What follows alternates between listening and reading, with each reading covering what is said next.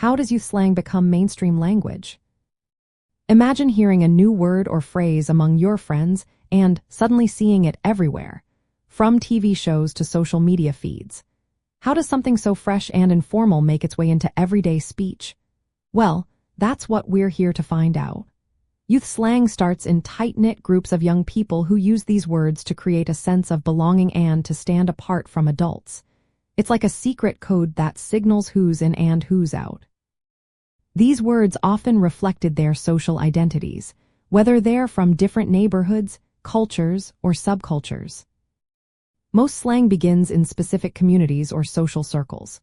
For example, many American slang terms come from African American vernacular English or LGBTQ+ communities. These groups develop their own language to express identity and solidarity. At first, only insiders understand the terms. But as young people interact, share, and listen to media, these words start to spread.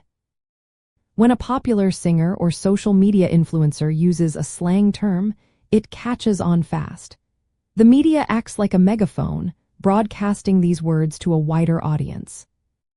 Technology makes this process even quicker. Social media platforms like TikTok, Instagram, and Twitter allow slang to go viral in days or even hours. A catchy phrase or word can be repeated, remixed, and shared across different regions almost instantly. When celebrities or influencers use slang, it gains credibility and popularity.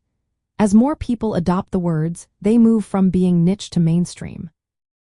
Once a slang term becomes common, it often loses its original meaning or context.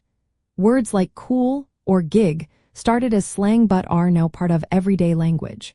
Sometimes, the meaning shifts as the word is used by different groups. This can cause tension, especially when terms from marginalized communities are adopted without understanding their roots. Social factors also influence how slang becomes mainstream. Peer influence is powerful. Young people tend to share new words within their schools, neighborhoods, and online groups. Media exposure accelerates this process. When slang appears in popular music, TV shows, or memes, it reaches a much larger audience. As new generations grow up, they create their own slang, which can then become part of the larger language. Linguistic anthropologists study this process to see how language reflects social change. They observe how slang moves from being a marker of identity within a group to a part of general speech. It shows how society evolves and how language acts as a mirror of cultural shifts. Some words may fade away, while others stick around for years. In the end, the journey of youth slang into mainstream language is a mix of social interaction, media influence, and cultural exchange. It begins as a way for young people to express themselves and connect with their peers. Then, thanks to media and technology, it spreads beyond those initial circles. Over time, some slang becomes permanent, shaping the way everyone speaks. This process reveals how language is always changing and how society influences the words we use every day.